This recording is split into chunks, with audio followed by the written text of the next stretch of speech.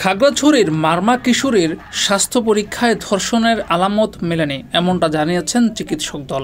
এই ঘটনায় করা মামলার পরিপ্রেক্ষিতে ধর্ষণের আলামত পরীক্ষায় ৩ সদস্যের চিকিৎসক দলের দেওয়া প্রতিবেদনে এ তথ্য জানানো হয়েছে।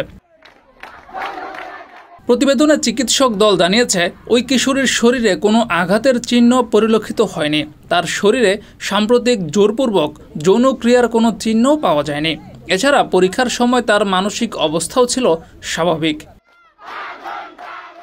যদি কিশোরীকে ধর্ষণের কোনো আলামত না পাওয়া যায় তাহলে তো ঘটনাটি মিথ্যা।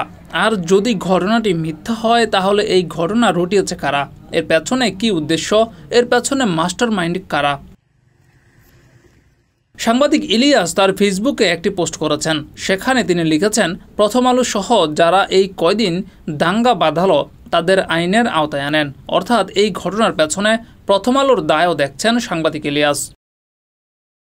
এছাড়াও অনেকেই মনে করছেন, বর্তমানে চলছে হিন্দুদের সবচেয়ে বড় ধর্মীয় উৎসব দুর্গাপূজা। আর এই দুর্গাপূজায় একটা নৈরাজ্য সৃষ্টি করে দেশকে অস্থিতিশীল করে তোলার জন্য ভারত ও পতিত আওয়ামী লীগের চক্রান্তে পাহাড়ি উগ্র সন্ত্রাসী গোষ্ঠী এই কাজ করেছে। জিয়াউর রহমান, যুগের চিন্তা।